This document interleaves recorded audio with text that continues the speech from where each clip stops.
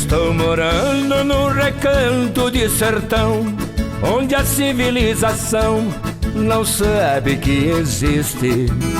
Moro num grande coração da natureza, onde o céu tem mais beleza e o galo canta triste. É onde eu moro, minha luz é o lampião, e a negra escuridão é a lua que ilumina. Um simples rancho sempre foi minha mansão, é de lenha o meu fogão e a minha água vem da mina.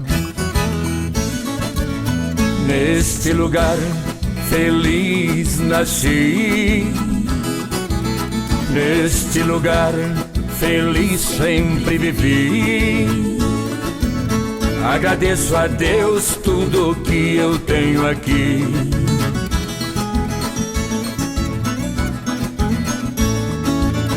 Minha piscina é um simples ribeirão, e a minha televisão é um lindo amanhecer.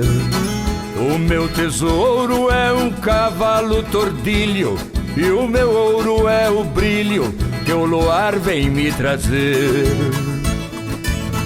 Nas dependências do meu rancho de sapé, minha arma é a fé que protege os dias meus.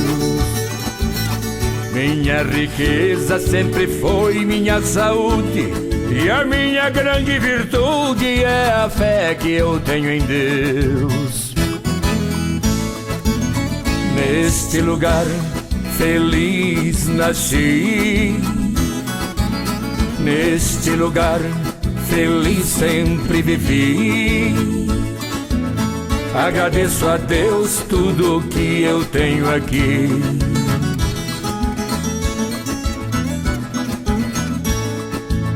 O meu transporte ainda é o carro de boi, que tantas vezes foi lindo tema de canção, onde os poetas misturaram com a saudade este carro de verdade em simples recordação.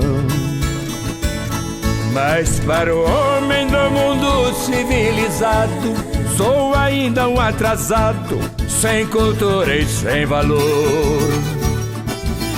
Pois neste rico paraíso de verdade, para ter felicidade não precisa ser doutor.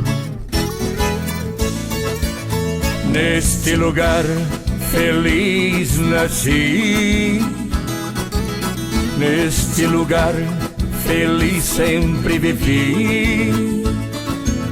Agradeço a Deus tudo que eu tenho aqui.